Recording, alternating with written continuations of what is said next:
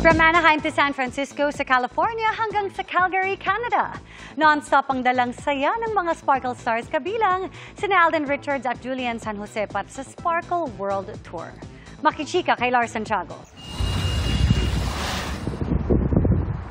Kung gaano kainit ang panahon sa Anaheim, California, ganon din kainit ang pagtanggap ng mga kapuso abroad sa Sparkle International Tour nitong weekend. Sobrang nag-enjoy ang mga kapuso mula sa GMA booth sa lobby ng City National Grove kung saan ginanap ang show.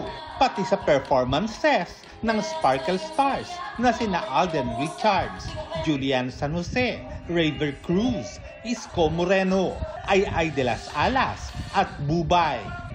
Kilig overload ang dala ng Team Judiver. I hope and we all hope that they enjoy the show. Masarap sa pakiramdam, masaya sa feeling. Sobrang warmth nung pagtanggap nila sa amin. Tilian din ang fans kay Alden Richards sa kanyang song number.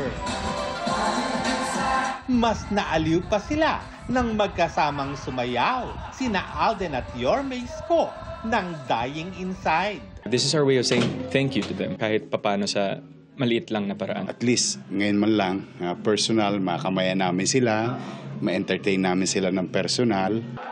Bentang-benta rin sa lahat ang mga hirit na patawa ni Comedy Queen Ay. Masayang-masaya po ako na hanggang ngayon po ay isa po akong certified kapuso. Excited na ako mag-perform at mapasaya ang ating mga kapuso. Di rin nagpahuli sa kanyang song number si Bubay. Pagkatapos ng show, nagkaroon sila ng pagkakataong magpa-picture sa Sparkle Stars.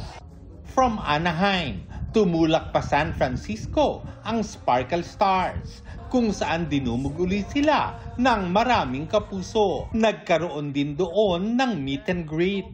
After ng successful show, di rin pinalampas ng Team Judiver ang pamamasyal sa San Francisco. May sweet snaps pa ang dalawa habang nasa Golden Gate Bridge. Non-stop ang sayang dala ng Sparkle World Tour na umabot din sa Calgary, Canada. All-out performance ang hatid doon ni Alden Richards at Bubay. Yan na yung pinaka-relaxation namin dito. I'm always happy to meet them and watch their show.